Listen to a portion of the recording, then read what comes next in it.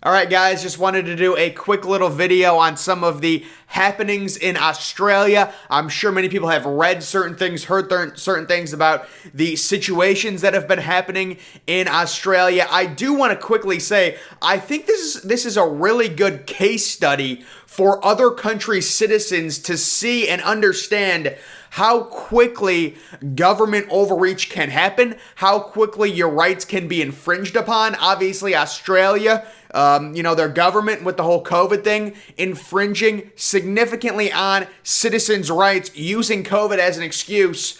And we have a new, very disturbing story. It says breaking, parts of Australia are trialing, that's a key word right there, I want to talk about that in a second, trialing a COVID app with facial recognition. The state will text people at random times and people will have 15 minutes to reply with a photo of their face and the location they are meant to be. Police show up if they do not comply. Now, guys, notice this is a trial period.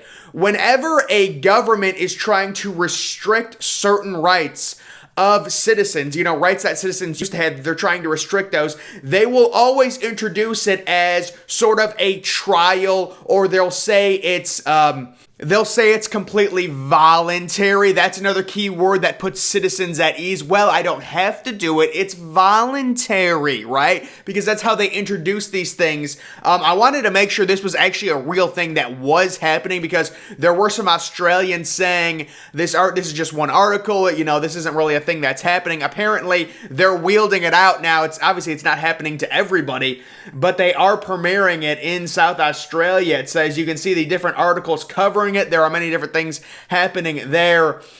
Here's another article from The Atlantic. It says people in South Australia will be forced to download. Now, this one says forced to be download an app that combines facial recognition and geolocation. The state will text them at random times, and thereafter they will have 15 minutes to take a picture of their face in the location where they are supposed to be. Should they fail, the local police department will in fact be sent to follow up in person. Quote, we don't tell them how often or when. On a random basis, they have to reply within 15 minutes, end quote. I recently, in one of my past videos, talked about another crazy story out of Australia where they were killing rescue dogs due to the potential diseases the dogs had. Just really disturbing stuff. And guys, this, as an independent, I have to say, this is what my one major issue with many of these younger modern day liberals. Now, I know a lot of liberals. I agree with a lot of stuff on them. They're not like this, but really the younger generation are so eager to give up their rights to the government. And I have a hypothesis on why that is the case. I believe that, there's a comfort in having the government tell you what to do, right? It's like modern day communism. If everybody makes the same, if everything's equal, there's a comfort in that. There's a reason we're all comfortable in our own homes, right? We know where everything is. We know where our bed is. We know where the living room is. We know where the TV is. When the government tells you what to do, you don't have to think. Right? There's a comfort in that. There's a comfort in just doing whatever they say. And these younger Democrats are going to have to realize, you look at Australia, these people woke up one day, you can see them protesting now, and they're like, what just happened? They allowed the Australian government to use COVID. Whether or not you want to say it's an excuse, the disease itself is simply not significant enough to be this impactful on human rights, right? So you can say, obviously people have died from the disease. It's terrible. We have to do something about it. I'm not saying don't do anything about it, but they've used the disease as kind of an excuse. And guys, I'm not trying to compare these situations. I'm just comparing the idea of using something as an excuse to implement another thing. I say this all the time. You look back at the Enabling Act that Nazi Germany passed in 1933.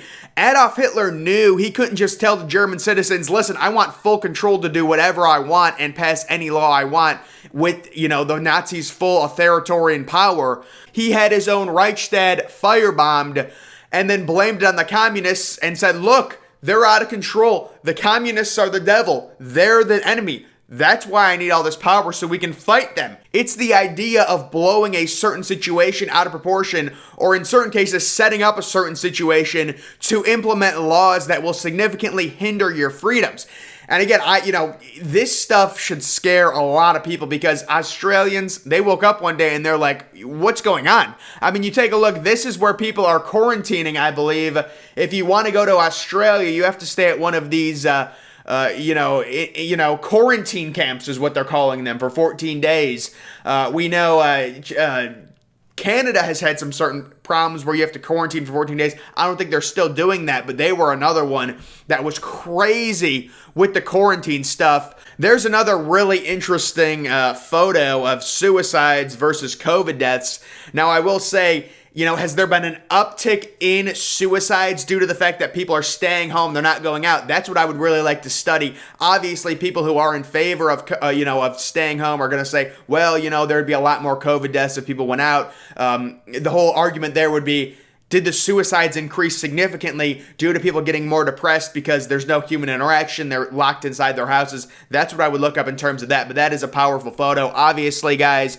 And another thing that I saw that was just brutal, some of the Australian citizens defending these government measures that they are placing on people due to this virus. And that's when it gets really bad. And that's one of the problems that I really have with some of the people on the left as an independent is if the United States government started doing some government overreach, started infringing on certain rights of the American people. We already know the whole First Amendment issue with social media and many people on the left, agreeing with Twitter banning certain people because Twitter is very left-leaning.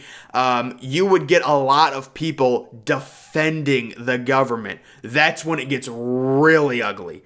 And that's when it gets, when the government starts brainwashing people to the point where their own citizens are defending their own rights getting taken away. Oh, man, that's when it gets real bad. That's when it gets real bad, and I'm afraid that's what would happen in America.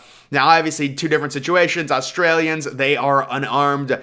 They, weapons, guns there are illegal, not in America, not the case in America, but still, it's a very interesting situation that really makes you look in the mirror, and many of these Australian citizens, again, it happens so quickly, it's like the new norm now. Well, there's this virus, so we have to enforce all this crap. And you're an Australian citizen, and you look at other countries, well, no other country is doing this. Wait a minute. Now they're all out there protesting, that's great. They should be protesting.